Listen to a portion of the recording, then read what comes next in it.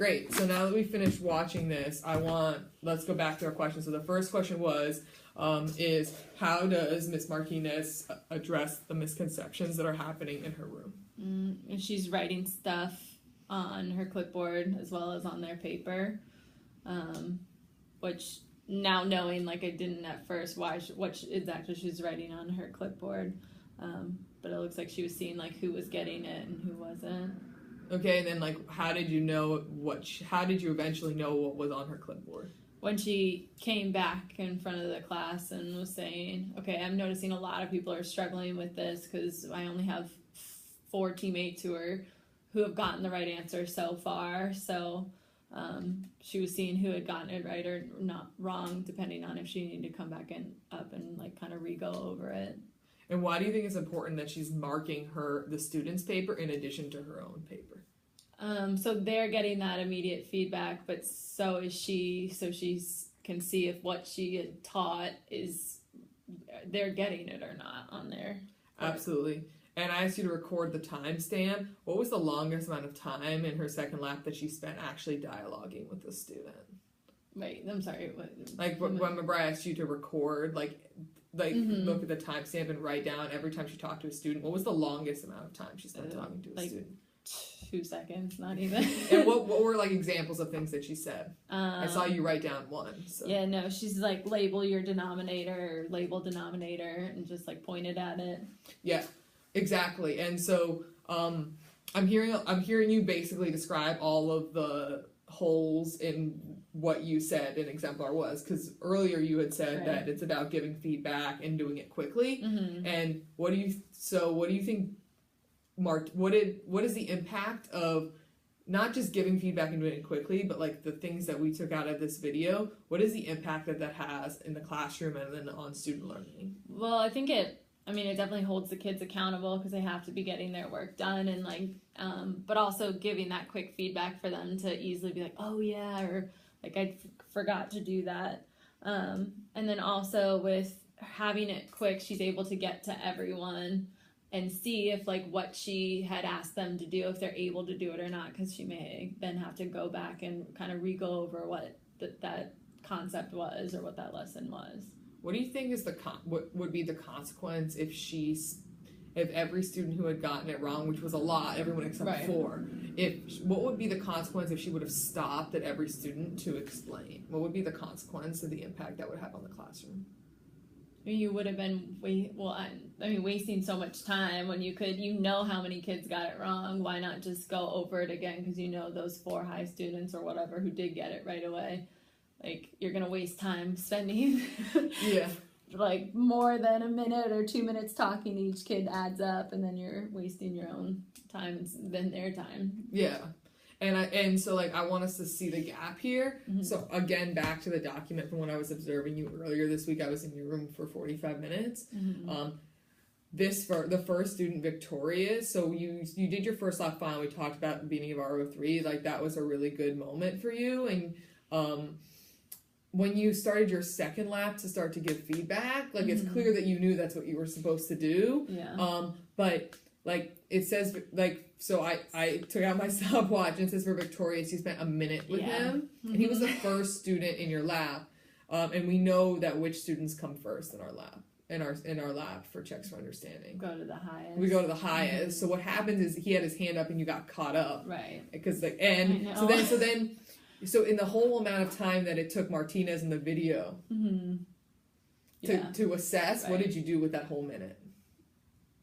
Not wasted, but it was spending time with just one student when it could have been more effective. And what did Martinez do with her 1 minute of her second lap? Saw how many were understanding it, spend quick time with them, so she was easily able to see who had gotten it or not. So what's the gap? So what's the gap of kind of development of where you are and where you need to be to execute a successful second lap? Going quickly and having like a quick phrase but making sure I'm writing down who's getting it, like how many are getting it and versus how many are not. So spending way less time with each student and make sure you go to the highest ones first so you don't get caught up. Absolutely. And then like again, like got you your beautiful stopwatch for Christmas. Yes. So making sure that you're timing yourself and Yeah. holding yourself accountable. And then a consequence of that is you're going to see that less kids will have their hands up because they know that you will be on Coming your around. way. Yeah. And they'll also know that if kids are not getting it right, that you'll address that issue when it comes. So that was a great. So we're gonna pause for a second, and I want you to go to your action steps page in your binder, and I want you to write down what your action steps are gonna be. Okay. Okay. Number 1, well, you have to create a clipboard, right? Yeah. So you guys have create a clipboard. Okay. That has that's coded, and we'll talk about coding when we start to practice. It's coded, whether they got it wrong, attempted, didn't attempt, all those things that you saw Martinez do, and we kind of talked about a little bit in our last O3. And obviously on your clipboard is your exemplar, Right. so that you can write on the questions themselves what misconceptions there are. So that's the first thing, is you're gonna put your exemplar on your clipboard, and you're going to have codes that we're going to make up together when we plan our practice. Okay. The second thing is you are going to do your second lap in under 2 minutes. Okay. Which means that if you need to stop and address, have mini conversations with students, you can. But if you're doing your first lap in 30 seconds, 4 times that to give feedback and write on your clipboard seems normal. How are you gonna know that your lap is done in 2 minutes? With my stopwatch that I got from Christmas. Yes. Okay. Okay. So we're gonna make sure we do that. So they're really bite-sized action steps, but referring back to the video of Martinez, and what you said, this is really gonna drive your